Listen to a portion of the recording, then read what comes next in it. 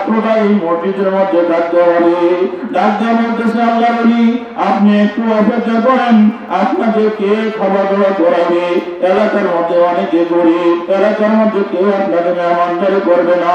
আমি বাড়িতে যাইতেছি, আমি বাড়ি থেকে না আসা পর্যন্ত আপনি ঘুমাইয়া করবেন না। জোরে সরে বলেন সুবহানাল্লাহ। আল্লাহ বলি বাড়িতে গেলেন, বিবিকে রাজ্যে বলেন, বিবি তুমিও তাহাজ্জুদ গোজার, আমিও তাহাজ্জুদ গোজার। মেহমানদারি করা আমাদের উপরে ওয়াজিব। একজন মেহমান মসজিদের মধ্যে আছে, আল্লাহর মুসাফির মসজিদের মধ্যে বসা ইবাদতের মধ্যে মশগুল করবে। এই ব্যক্তিকে কে খাওয়াইবে? বিবি ডাকতে বলতেছে, স্বামী আমাদের মাত্র 3টা রুটি আছে, একটা আপনি খাইবেন, একটা আমি খাবো, আর একটা আপনার মেয়ে খাবে। আমার বাবা স্বামী ডাকতে বলতেছে, আমার রুটিটা আমাকে দিয়ে দাও, আমি আমার রুটি দিয়ে মেহমানদারি করাবো, তোমাদের রুটিগুলো তোমরা খাইয়া বেড়াও। বিবি ডাকতে বলতেছে, না আমার রুটিটা সোয়াজটা মেহমানকে খাওয়াইয়া দেবো। মেয়েটা ডাকতে বলতেছে, বাবা আপনার রুটি দিয়ে মেহমানদারি করবেন, আমার রুটিটা আজকে নিয়ে যান, না খাইয়া সারা রাত্র কাটাইয়া দেবো। মেহমানকে তাড়াতাড়ি করে মেহমানদারি করেন। 3টা রুটি নিয়ে ওই মুসাফিরের কাছে নিয়ে বলতেছে, দাদা আমাদের ঘরে আর কিছু নাই, সামান্য কিছু খাবার আছে আপনার জন্য আনছি। 3টা রুটি খাইয়া আল্লাহর বান্দা শুকর আদায় করেন, আল্লাহ যে বান্দা আমাকে খাওয়া দাওয়া করাইলো তার জন্য জান্নাতের মধ্যে খাওয়া দাওয়ার ব্যবস্থা করেন। জোরে সরে বলেন সুবহানাল্লাহ। ডাকতে বলতে, চাচা আমি গরিব মানুষ, আগামীকাল ফিরে যাই। ঠিক আছে। আবার সারাদিন তাবলীগের কাজ করতে করতে, দাওয়াতের কাজ করতে করতে আবার এই এশার সময় মসজিদের মধ্যে এসে হাজির। বাবা ওই যে মুরব্বী আবার দেখে যে মুসাফির আজকে রয়ে গেছে। ডাক্তার বলছে, চাচা আপনি কি যান নাই? কোনা আমি তো যাই নাই, দাওয়াতের কাজ করে আবার রাত্র হয়ে গেছে, এই জন্য এই জায়গায় ইবাদত বন্দেগী করবো, সারা রাত্র দাঁড়ায় দাঁড়ায় আল্লাহর দরবারে নফল নামাজ পড়বো, জিকির আজকারের মধ্যে কাটাইয়া দিব। মুরব্বীরা দিয়ে বলতেছে, চাচা আমি বাড়ি থেকে একটু আসতেছি, আপনি ঘুমাইয়েন না। আবার বাড়িতে গিয়া বিবিকে ডাকতে বলতেছে, বিবি গো আমার মুসাফির ব্যক্তি তো আবার আজকে রয়ে গেছে, আমার রুটিটা আমাকে দিয়ে দাও, আমি মেহমানদারি করবো। মেয়েটা না বাবা না খাইতে না খাইতে দুর্বল হয়ে গেছে, মেয়ে রুটিটা মেয়ে খাক, তুমিও মহিলা মানুষ দুর্বল হয়ে গেছো, তোমার রুটিটা তুমি খাও। বাবা স্বামীকে ডাক দিয়ে বলতেছে, স্বামী গো আমার আজকে প্রয়োজনে না খাইয়া থাকবো, এই রুটিটা আমার রুটিটা আপনার রুটিটা নিয়ে তাড়াতাড়ি করে মেহমানদারি করেন।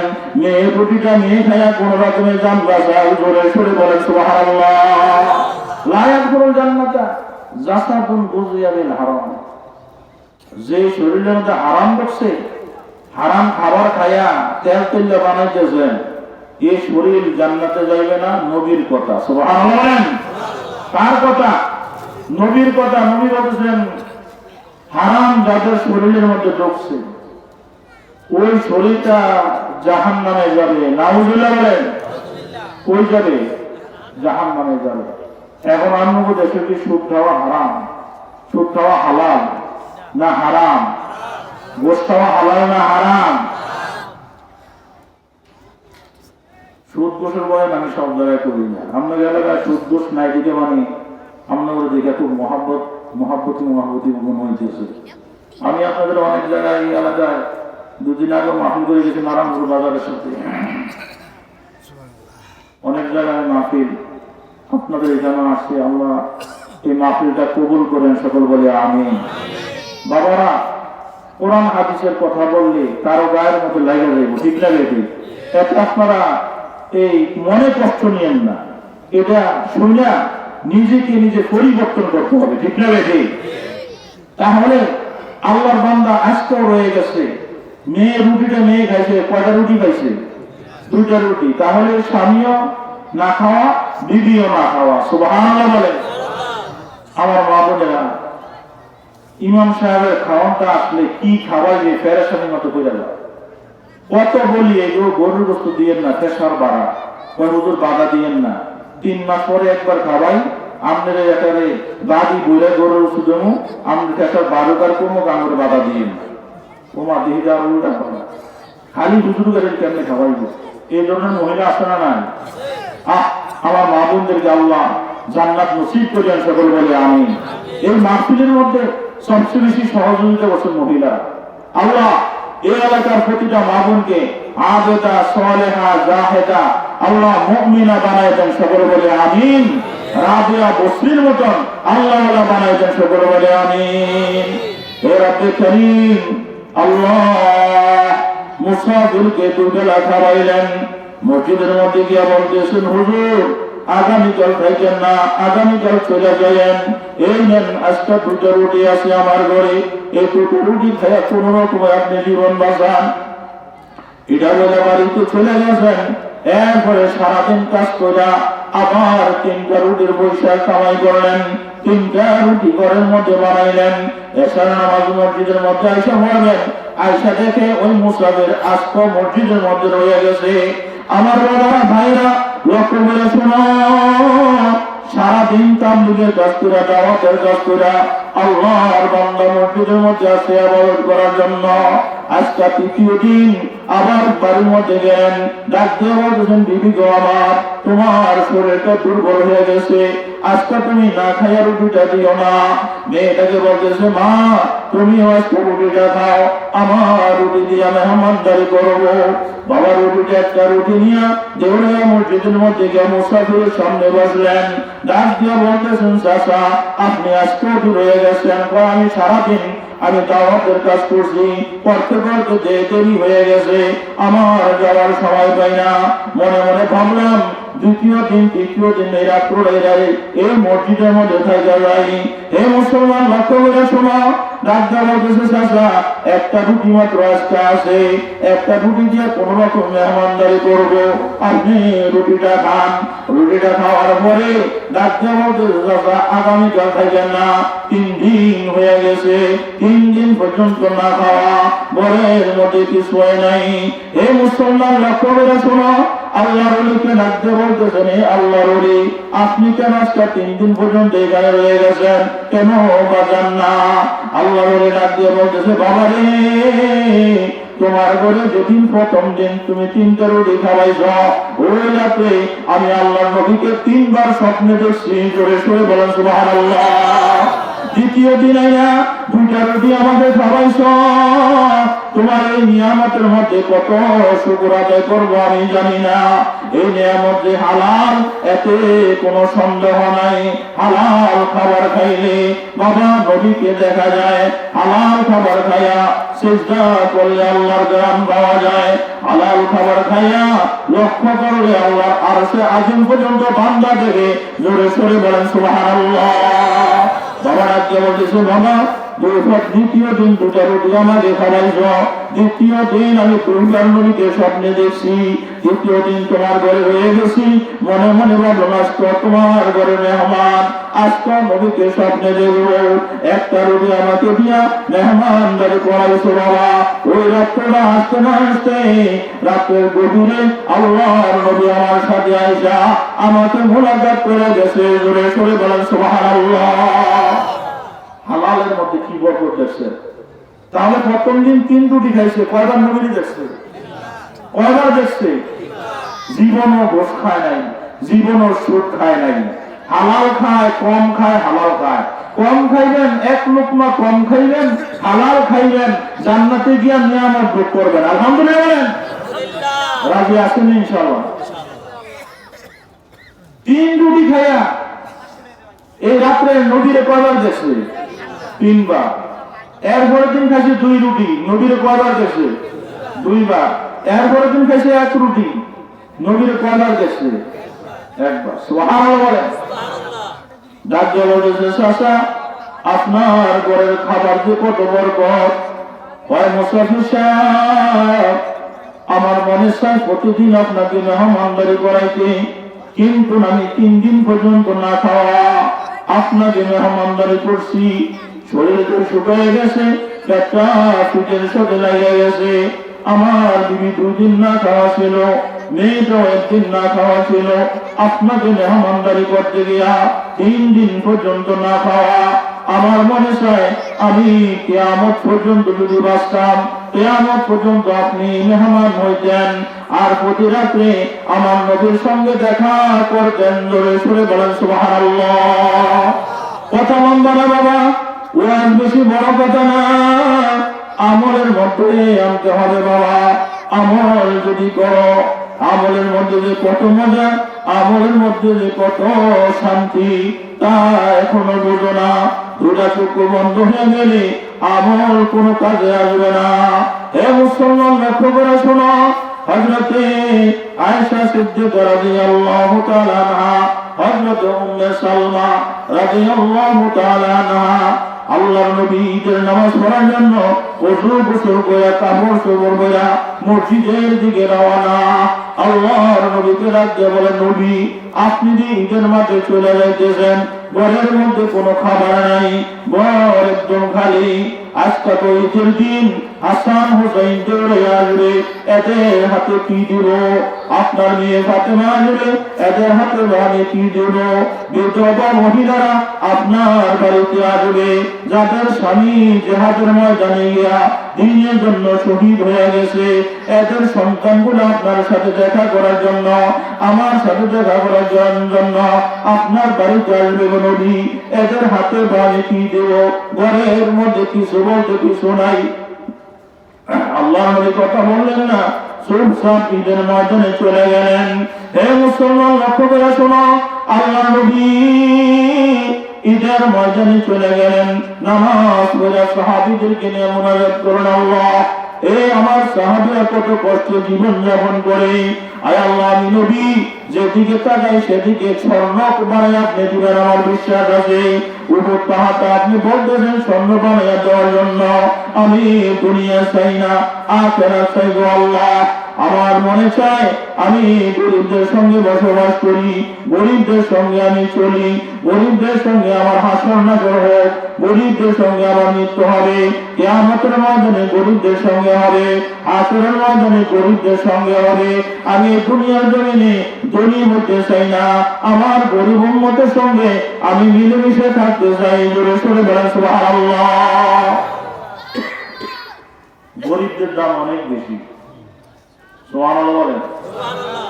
যে গরিব কম খায়, নিজের কামাই নিজে খায়, হালাল খায়, খায়া যদি বলে যে আল্লাহ আপনার নিয়ামত খাইছি, কম খায় বেশি খায়, সবসময় শুকর আদায় করে, আল্লাহ বলেন, আল্লাহর নবী বলেন, এই গরিব হাসরের ময়দানে ধনীদেরকে বুড়া আঙ্গুলটা দেখাইয়া নাচতে নাচতে জান্নাতে যাবে। সুবহানাল্লাহ বলেন, আর বললেন সুবহানাল্লাহ। বুড়া আঙ্গুল দেখো কেউ ধনীরা মেরাজের রজনী আল্লাহ নবী মেরাজে গেছেন, জান্নাতের মধ্যে উঁকি মেরে দেখেন সব গরিব জান্নাতের মধ্যে। সুবহানাল্লাহ বলেন। জিবরাইল এটা বলছে, জিবরাইল আমি ধনীরা খুব সব গরিব গরিব দেখা যায়। আল্লাহ নবীর হাতে ধরে নিয়ে গেলেন, নিয়ে ময়দানের মধ্যে রোজ দেখেন ধনীরা হিসাব মিলাইতে পারে না, হিসাবের সিরিয়ালে দাঁড়িয়ে রয়েছে, হিসাব না মিলাইতে পারলে জান্নাতে যেতে পারবে না। সুবহানাল্লাহ বলেন। আর গরিবের কোনো হিসাব নাই, মাল নাই, জমিন নাই, জোর জবর নাই, ঠিক না বেটি? জুলুম নাই, জোর জুলুম নাই, জোরে দখল নাই। সুবহানাল্লাহ বলেন। এই জন্য গরিবদেরকে বুড়ে আঙ্গুল দেখাইয়া নাচতে নাচতে গরিবেরা জান্নাতে 500 বছর আগে গিয়ে খুশি যাইব। সুবহানাল্লাহ বলেন। দাম আছে না নাই?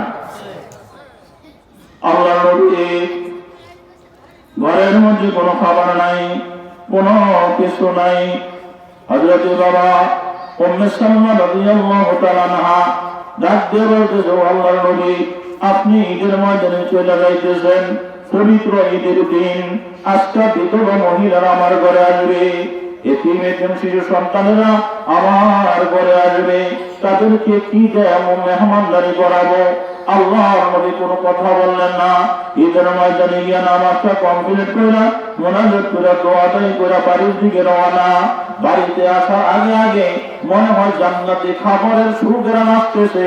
জোরে সোরে বলেন সুবহানাল্লাহ। মনে মনে ভাবলেন আমার ঘরে তো কিছু নাই, কিন্তু খাবারের গ্রাম আসতেছে, এমন খাবার তো আগে খাই নাই। আস্তে আস্তে আস্তে আস্তে বাড়িতে গেলেন, বাড়িতে গিয়ে দেখে বিবিরা হাসি তামসার মধ্যে আছে। কি সুন্দর সুন্দর নতুন কাপড় চোপড় পরা, কি সুন্দর খাবারের গ্রাম। উম্মে সালমাকে রাজ্যে বলতেছেন, উম্মে সালমা, বাড়ির মধ্যে তো কিছু বলতে কিছু নাই, আমার কাছেও কিছু নাই, ঘরের মধ্যে কি সুন্দর খাবারের গ্রাম পাইতেছে গো বিবি, এই খাবার কোথা থেকে আসছে গো বিবি? উম্মে সালমা রাজ্যে বলতেছে, নবী, আপনার জামাতা হযরত ওসমান গনি জিন্নুরাইন রাদিয়াল্লাহু তাআলা আনহু ঘরের মধ্যে খাবার নাই, 9টা উট বোঝাই কইরা টনে টনে খাবার, টনে টনে কাপড় চোপড়, 9 উট বোঝাই কইরা আপনার 9 জন বিবির বাড়ির মধ্যে বসাইয়া দেয়। জোরে সোরে বলেন সুবহানাল্লাহ। হে আল্লাহর নবী, এত পরিমাণে খাবার, এত পরিমাণে কাপড় চোপড় গো নবী, দীর্ঘদিন কয়েক বছর যদি না কিনি অভাব হবে না গো নবী। এই পরিমাণ আপনার জামাই ওসমান আমাদের বাড়ির মধ্যে দিয়ে গেছে। আল্লাহর নবী খুশি হইয়া 2টা হাত উপরের দিকে বাড়াইয়া ডাক দিয়া বলতেছে, ইয়া রহমান সাহিল হিসাব আলাল ওসমান। আল্লাহ ডাক দিয়ে বলে, আল্লাহ, হে রহমান মালিক, ওসমানের জন্য আমি দোয়া করি। ঈদের দিন ওসমানের উপরে খুশি হয়ে গেছি। ওসমান যে সহযোগিতা আমাকে করছে, দুনিয়ার জমিনে কেউ এত বড় সহযোগিতা করবে না। আয় আল্লাহ, ওসমানের জন্য আমি দোয়া করছি, বিনা হিসাবে ওসমানকে জান্নাত দিয়ে দিয়েন। জোরে সোরে বলেন সুবহানাল্লাহ। আমার ভাইরা বাবারা, আল্লাহ নবী রাজ্যে বলেন, ও উম্মতের নরনারীরা, ওসমান যেদিন আল্লাহর দরবারে হাজির হবে, হাসরের ময়দানে আমি ডান দিকে দাঁড়ায় থাকবো, আল্লাহ থাকবে আমার কাছে।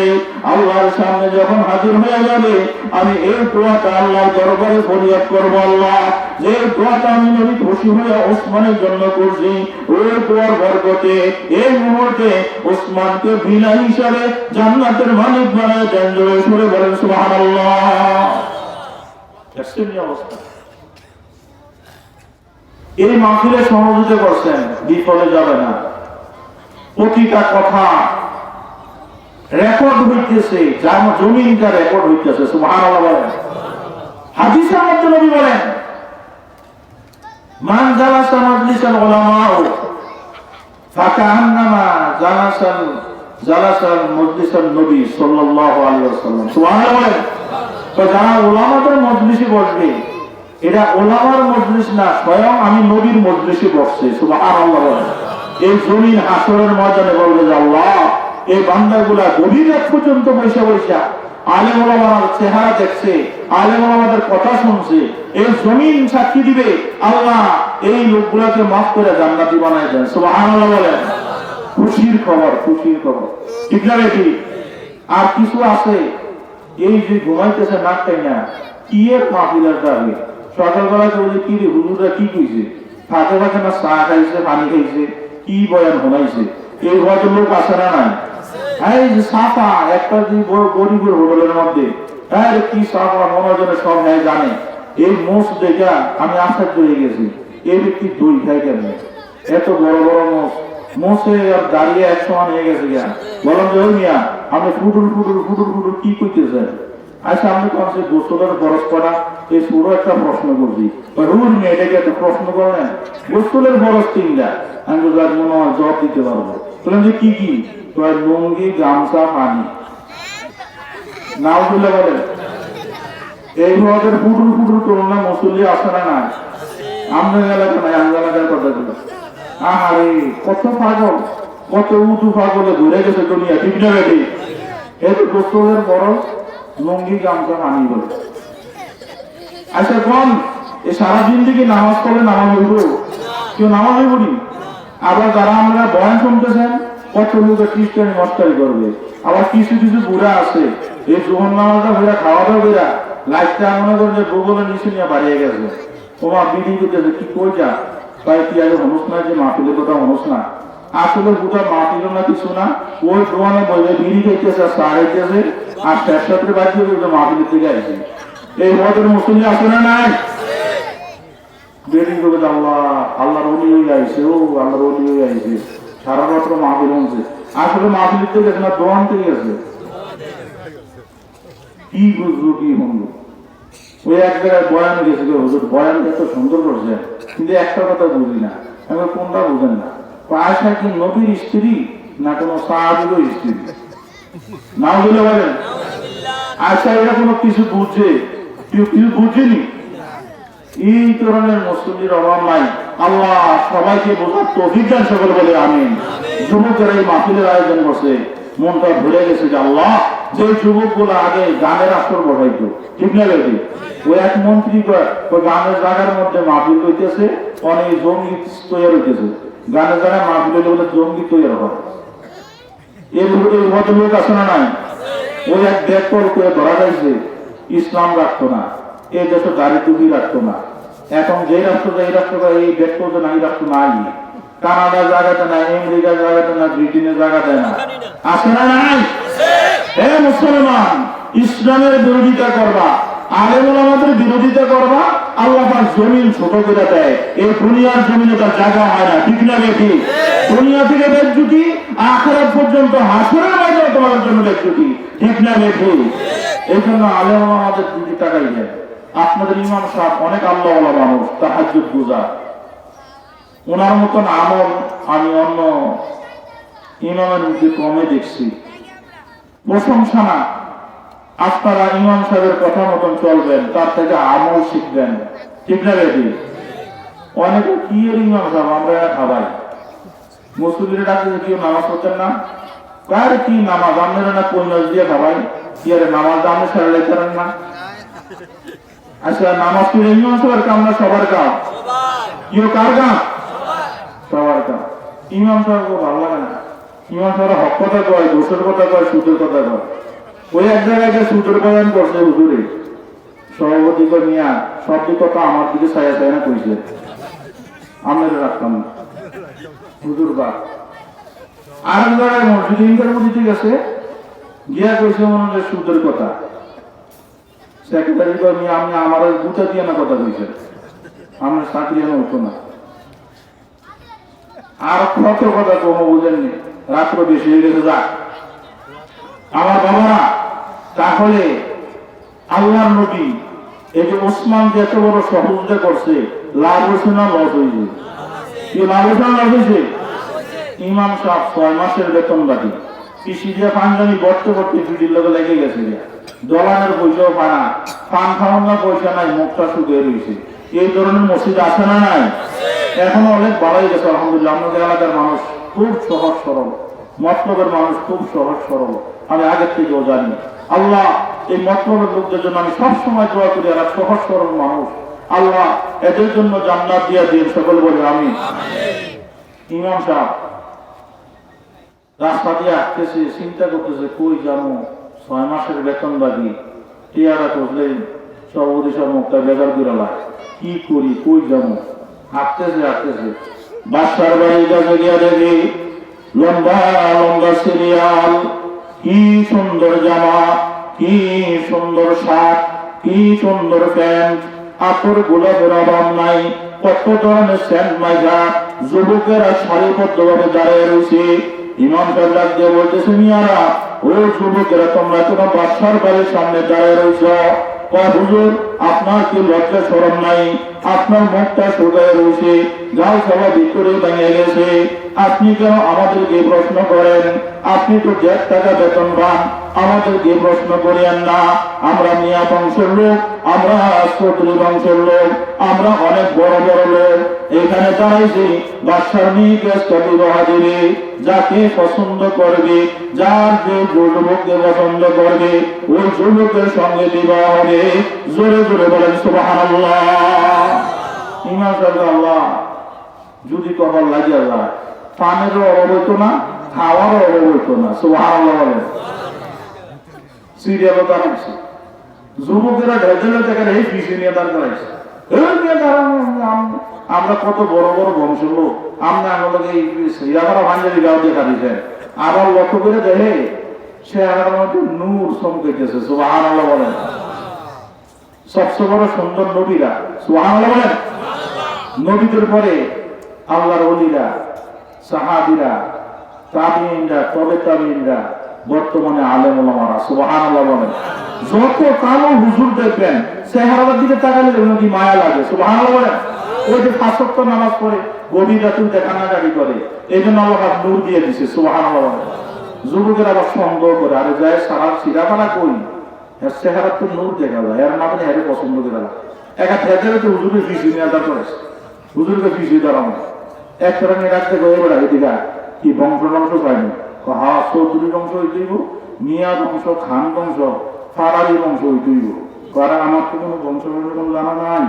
একটা কাগজের মধ্যে লেখছে রহমতুল্লাহ হাবিবি কুরাইশি বংশ, সুবহানাল্লাহ বলেন। কাগজটা লেখে বাদশার কাছে দারোয়ান যে পাইছে, দারোয়ান এই কাগজটা বাদশার কাছে নিয়ে পৌঁছাইয়া দেন, সুবহানাল্লাহ বলেন। বাদশা কাগজটা ভাইয়া এমন একটা অবস্থা হয়েছে বাবা, একবার কপালে লাগায়, একবার বুকে লাগায়, আবার কাগজটার মধ্যে সোমা খায়। আমার মেয়েকে বিবাহ করবে আল্লাহর নবীর বংশধর, নবীর বংশধর আমার মেয়ের জন্য সিরিয়ালের মধ্যে দাঁড়াইছে।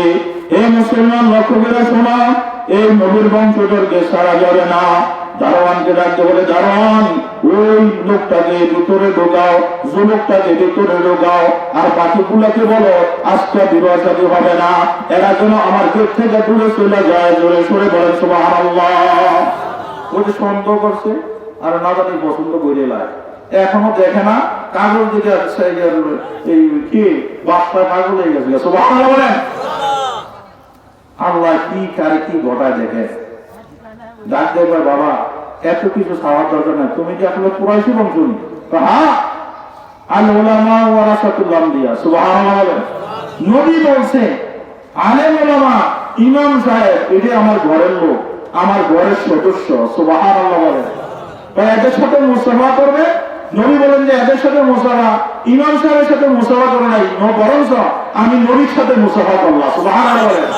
সাহাবীরা ডাক দেখে নবী আমনে আলেম ওলামারা দেখছে, আলেম ওলামা তো আমাদের দেখবে না, আখিরি নবীর উম্মতরা তো আমাদের দেখবে না, আমরা না আমরা দেখছি, যারা পরে আসবে তারা তো আমাদের দেখবে না, দেখা লাগবে না।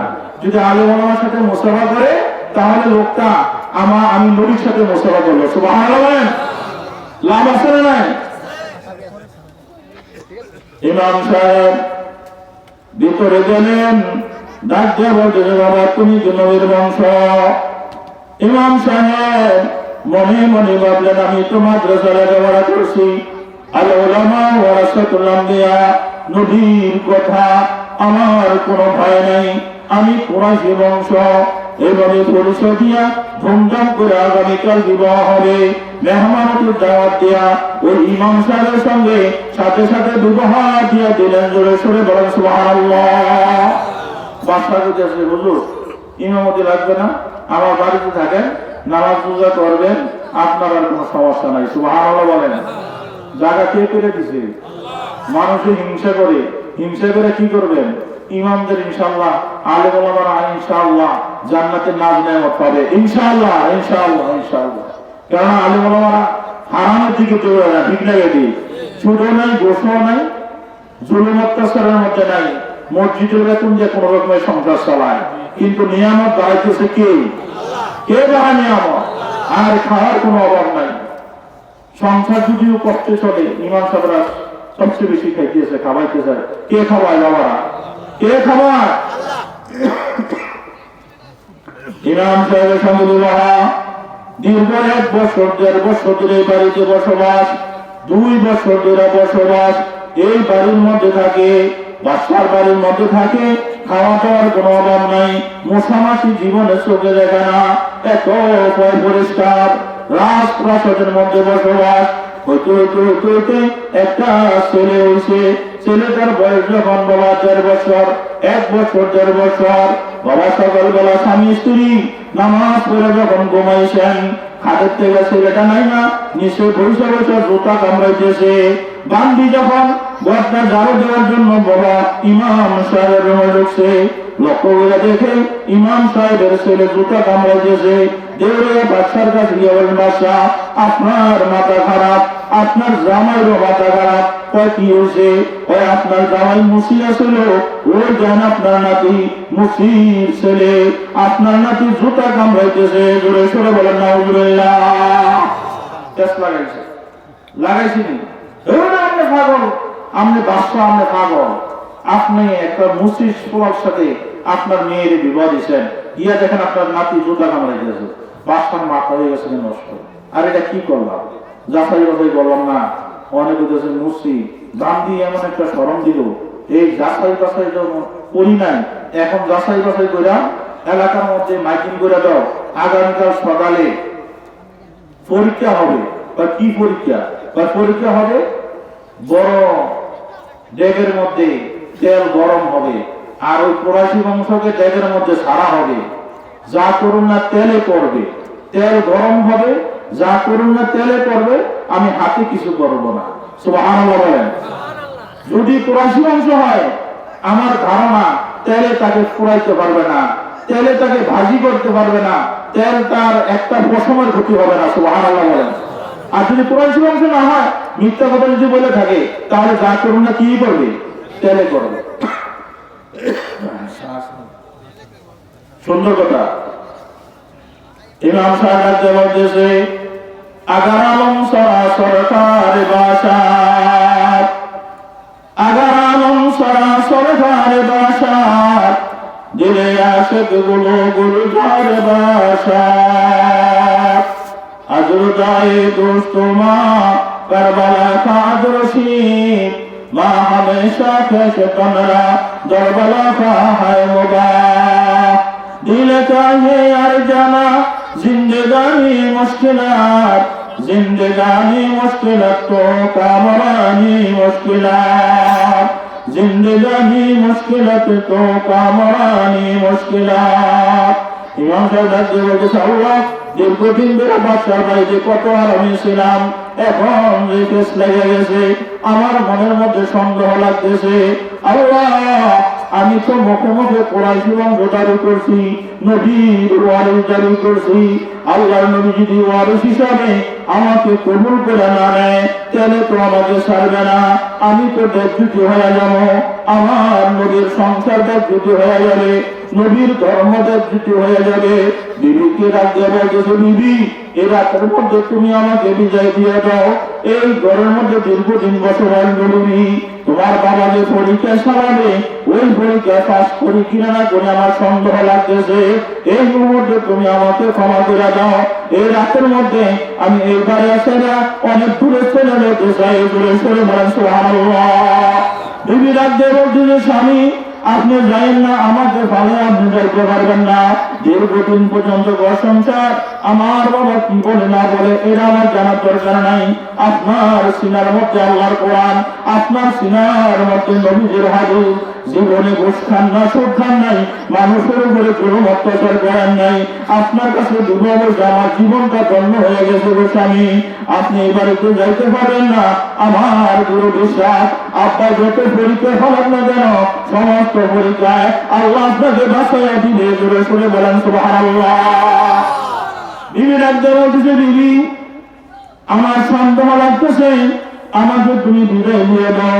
বিবি রাখতে বলতেছে, স্বামী আপনি যদি এই বাড়ি থেকে চলে যান, আমাকে সঙ্গে করে নিয়ে যান, আমিও এই বাড়িতে থাকবো না, বাদশার বাড়িতে এক সেকেন্ড থাকবো না, আপনার সঙ্গে দীর্ঘদিন ভর সংসার, আমিও আপনার সঙ্গে চলে যাব। বিবিকে ডাকিয়ে বলতেছে, বিবি আমার তো থাকার কোনো জায়গা নাই, মসজিদে থাকতাম, কিছু সামান্য পয়সা বেতন পাইতাম, এরপরে 6 মাসের বেতন বাকি, বাড়িতেও ঘর দরজা ভালো নাই, তোমাকে কোথায় নিয়ে রাখবো, রাজপ্রাসাদের মধ্যে তোমার বসবাস, আমার তো কোনো ঘর দরজা নাই। বিবি ডাকতে বলতেছে, স্বামী আপনার মধ্যে কোরআন আছে, হাদিস আছে, আমার অন্য কিছু দরকার নাই। দীর্ঘদিন ধরে ঘর সংসার, এত সুখের সংসারের মধ্যে আগুন লেগে গেছে, আপনি যদি গাছের নিচে বসবাস করেন, ওইটাই হবে জান্নাত খানা, আপনি যদি বাসমুরের নিচে বসবাস করেন, ওইটাই হবে আমার জন্য বালাখানা। জোরে সরে বলেন সুবহানাল্লাহ। দেখছেন এই অবস্থা, স্বামী স্ত্রী কোন একটা সুখে রাত্রে সকালে পরীক্ষা, যাইতে যাইতে যাইতে যাইতে রাজ্য ছেড়ে অনেক দূরে চলে গেলেন। স্বামী রাজ্যে বলতেছে, বিবি এখানে তাঁবুটা করো, সময় বেশি নাই, একটু বিশ্রাম নেই। তাঁবু গাইয়া দুজনে বিশ্রাম নিলেন। বিশ্রাম নেওয়ার সাথে সাথে বিবির চোখের মধ্যে ঘুম। বিবি একবারে ঘুমায় গেছে, নাক টানা ঘুমাইতেছে। ইমাম সাহেবের চোখের মধ্যে ঘুম। ওই ঘুমের ঘরে লক্ষ্য করে দেখে মদিনার নবী ওই তাঁবুর মধ্যে এসে হাজির হয়ে গেছে। জোরে সরে বলেন সুবহানাল্লাহ। আল্লাহ নবী ডাক দিয়ে বলতেছে, বাবা তুমি কেন ভাগে আসছো? তোমার অন্তরের মধ্যে যেরকম আমার মহাব্বত, আমার অন্তর তোমার মহাব্বত। তুমি যে আমার ওয়ারিস এত কোনো সন্দেহ নাই। তোমার পাঞ্জাবি যদি বোঝা থাকে, ইফতারি দেওয়ার মতন, আয়রন করার মতন পয়সা তোমার কাছে নাই, পান কিনা খাওয়ার পয়সা নাই। যদিও ইমামতি করো, তোমাকে কেউ চিনতে পারে না। এই জমানার আলেম ওলামারা যদিও কেউ চিনতে নাও পারে, কিন্তু আল্লাহর কাছে অনেক মর্যাদা, আল্লাহর কাছে অনেক সম্মান। তুমি তো জানো না রে বাবা, তুমি বললো আমার ওয়ারিস, না বললো তুমি আমার ওয়ারিস। কেন তুমি বাদশার বাড়ি থেকে বাইরে আসো? এই মুহূর্তে তাড়াতাড়ি করে চলে যাও, এখনো সময় আছে। রাত্রটা পোহাইবার আগে আগে বাদশার বাড়িতে গিয়ে হাজির হইয়া যাও। আল্লাহর জাতের কসম, তোমাকে যদিও গরম তেলের মধ্যে বালায়, আমার বিশ্বাস আল্লাহ তোমাকে ওই গরম তেলের থেকে আল্লাহ তোমাকে সাহায্য করবে। জোরে সরে বলেন সুবহানাল্লাহ। আগার আলম সরাসর কার বাসাত, আগার আলম সরাসর কার বাসাত, দিলে আশিক গুলো গুলজার বাসাত। আজরো যাই দোস্ত মা কারবালা খাজরসি, মা हमेशा খেসে কমরা দরবালা খা হ্যায় মুবাহ। দিল কাহে আর জানা জিন্দেগানি মুশকিলাত, জিন্দেগানি মুশকিলাত তো কামরানি মুশকিলাত। বিবিকে রাখতে বলতেছে, বিবি এখনো তুমি ঘুমে রয়েছো, তাড়াতাড়ি উঠো। বিবি সেবরা দিয়ে ঘুম থেকে উঠলেন। ডাক দিয়ে বলতেছেন, স্বামী মাত্র ঘুমাইছি, কেন ডাক দিয়ে তুললেন? ডাক দিয়ে বলতেছে, বিবি এত কথা বলার সময় নেই, সকাল হওয়ার আগে আগে বাদশার বাড়ি থেকে বসতে হবে। বিবি ডাক দিয়ে বলতেছে, স্বামী আপনি কি পাগল হয়ে গেছেন? আমরা তো বাদশার বাড়ি থেকে বাইরে আসছি, পলায় আসছি। সকাল বেলায় লক্ষ লক্ষ লোক আপনার পরীক্ষা দেখবে, আপনি মনে যেন বেদুটি হয়ে যান, এই ঘরে তো আমরা পালাই আসছি। স্বামী ডাক দিয়ে বলতেছে, বিবি গো আমার, আমার মনের মধ্যে সন্দেহ লাগতেছে।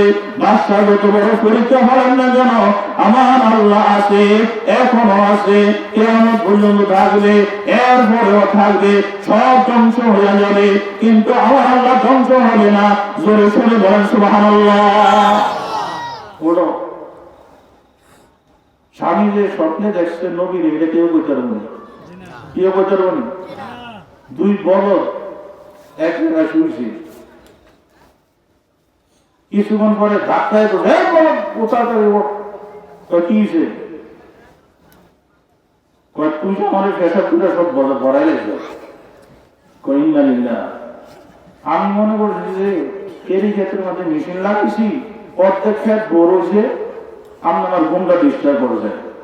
নাউজুবিল্লাহ নাউজুবিল্লাহ, তুই অর্ধেক ক্ষেত বোড়াইছি, যদি পুরা ক্ষেত বোড়াইছি তো আমি তোর ক্ষেত আবার সাঁতার কাটা লাগবো। নাউজুবিল্লাহ বলেন, স্বপ্নের কোনো মিল আসেনি, কোনো মিল নাই। বিবিয়ে দেখে না, দেখছে কে? ইমাম সাহেব। নবীরে দেখছে কে? আরে নবীর মহব্বত যে কি পরিমাণ আমার মধ্যে।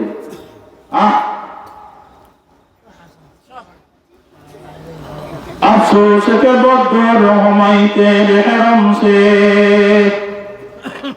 अफसोस के बदर हुमाइते रहरम से, हाथ बिखाली मोरा दीनार जरम से, हाथ बिखाली मोरा दीनार जरम से। आयदाद सबा तो है मदीना जे गुजरो, आबाद सदा तो है मदीना से गुजर हो, उस साथी कौसर को मेरी गम की खबर हो, उस साथी कौसर को मेरी गम की खबर हो। पाकीज़ा तेरे अर्श समा जन्नतुल फिरदौस, पाकीज़ा तेरे अर्श समा जन्नतुल फिरदौस आरामगाह पाके रसूले अरबी है आरामगाह पाके रसूले अरबी है आए आशिक मौला हो मेरा इश्क निराला आए आशिक मौला हो मेरा इश्क निराला बाजुम्ला जहां इश्क तजल्ली से उजाला बाजुम्ला जहां इश्क तजल्ली से उजाला जोरे जोरे बोलें सुबहानअल्लाह मेरे बेटा जोर बीबी এখনো সময় আছে বলি তাড়াতাড়ি করে চলো আবার দুনুকে বাবা তাবু টাঙ্গায়া ঘুমাইলেন তাবু খুললেন খুলে সমস্ত কিছু লইয়া আবার বাদশার বাড়িতে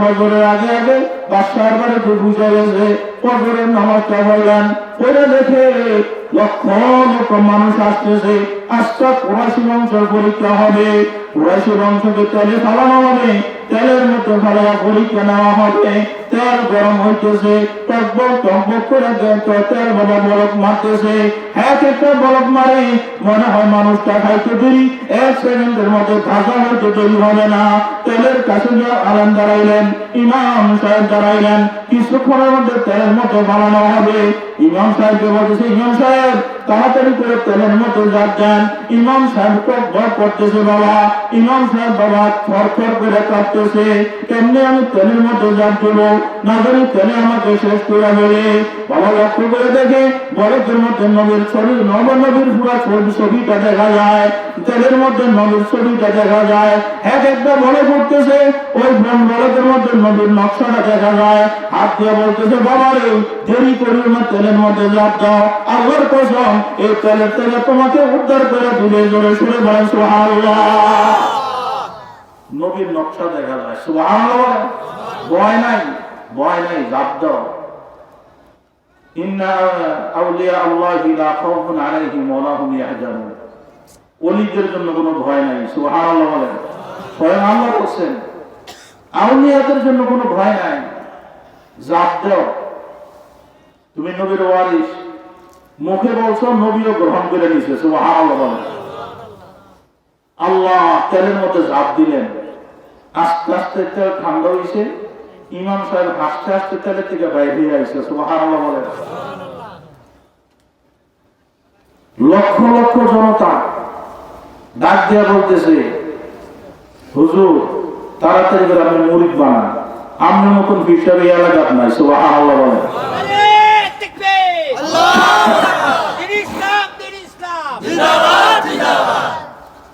10 মন না ফিসাব দেখলে মনে করেন 1 নম্বর কি কিছু কিছু একবার সিকুল সাগুন আছে এগুলো কি সুবহানাল্লাহ বলেন তার ভিতরে আল্লাহর নূর আছে কেউ বলতে পারবেন এই জন্য ইমাম সাহেবদেরকে মহব্বত করবেন আদর করবেন এদের সাথে হাত মিলাইবেন মুআনাকা করবেন বেশি বেশি সালাম দিবেন এদেরকে হাদিয়া দিবেন এদের থেকে দোয়া নিবেন রাজি আছেন না বাবা দোয়া নিবেন ইমাম সাহেব তেলের থেকে বাইর হয়ে আসলেন বিবি মুস্কি হাতে জিজ্ঞেসে আপনি যে কুরাইশি বংশ এতে কোনো সন্দেহ নাই বাদশা ডাক দিয়ে বলতেছে বাবা রে আমি তোমার সঙ্গে বেয়াদবি করছি এই মুহূর্তে তুমি আমাকে মাফ করে দাও আমার আর বাদশাগিরি দরকার নাই সমস্ত বাদশাগিরি আজ থেকে তুমি করবা তোমার নামে সব আমি অর্থ করে দিয়া দিলাম জোরে সরে বলেন সুবহানাল্লাহ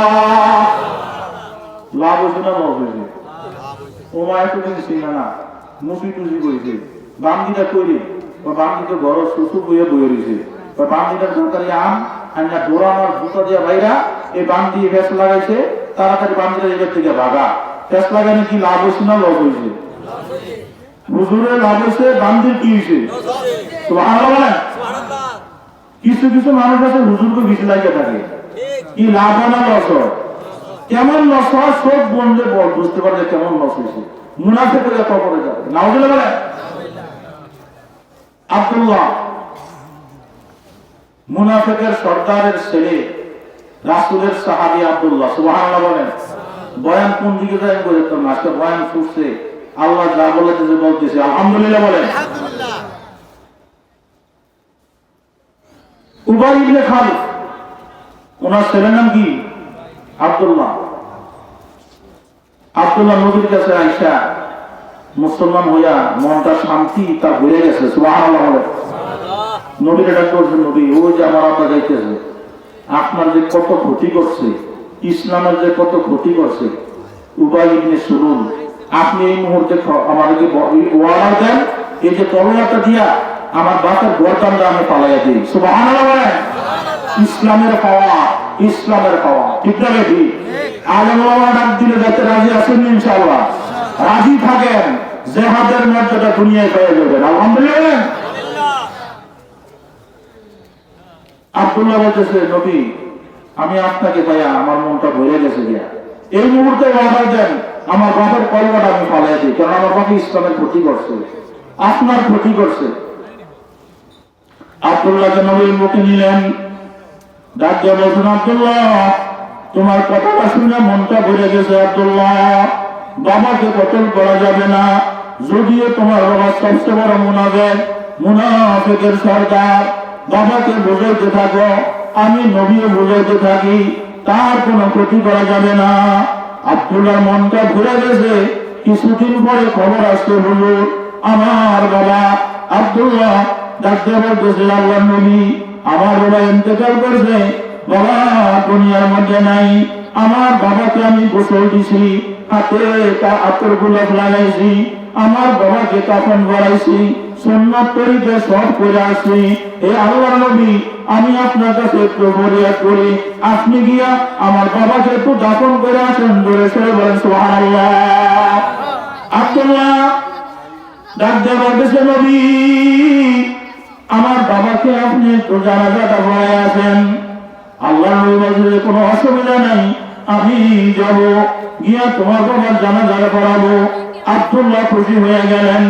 বাবা ময়দানের মধ্যে গেলেন, হযরত ওমর আছে, আবু বকর আছে, সাহাবীরা আছে, সবাই ময়দানে গেলেন। ময়দানে গিয়ে জানাজার নামাজ নবীর সঙ্গে পড়েন। বাবা জানাজার নামাজটা শেষ করে যখন একটা সাইডে দাঁড়াইছে, ওমর ডাকতে বলতেছে, আল্লাহর নবী কেন আপনি মুনাফিকের জানাজার নামাজ পড়লেন? এটা তো মুনাফিক, সে তো আমাদের বহু ক্ষতি করছে। আব্দুল্লাহর কথা কেন আপনি জানাজার নামাজটা পড়াইলেন?